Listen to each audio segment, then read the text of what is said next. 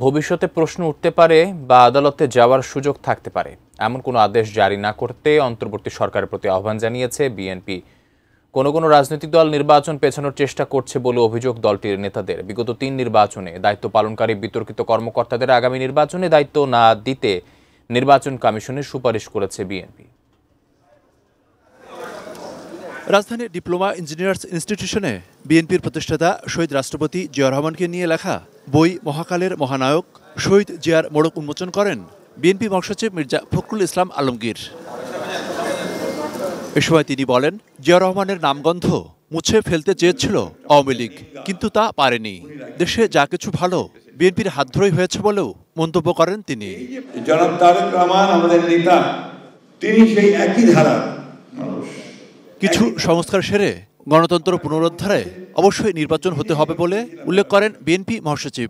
কোন দলকে তো সরব করতে চাই না, কোন ব্যক্তিগত সরব করতে চাই না, কিন্তু হতাশার সঙ্গে লক্ষ্য করি যে কোন রাজনৈতিক দল নির্বাচন যেন পিছিয়ে যায়, নির্বাচন যেন সঠিক সময় না হয় তার চেষ্টা করছেন।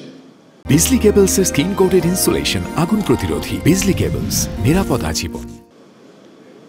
এটা ঠিক হচ্ছে না, কারণ এখন যে দরকার অতি দ্রুত নির্বাচনের মাধ্যমে একটা রাজনৈতিক সরকার দরকার।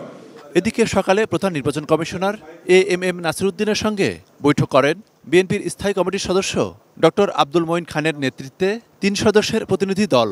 প্রায় 1.5 ঘন্টা বৈঠক শেষে ডক্টর মঈন খান জানান, মানুষ যেন নির্ভয়ে ভোট দিতে পারে সেই উদাহরণ সৃষ্টি করতে নির্বাচন কমিশনকে পরামর্শ দিয়েছেন তারা।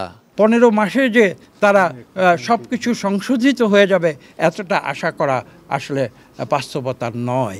বিশেষ করে বিতর্কিত যারা, প্রশ্নবিদ্ধ যারা রয়েছেন তাদের যেন আগামী নির্বাচন প্রক্রিয়ায় কোনোভাবে অংশগ্রহণ করতে না পারে, কোনো প্রভাব ফেলতে না পারে, সেই সম্বন্ধে নির্বাচন কমিশনকে অত্যন্ত সতর্ক থাকতে হবে।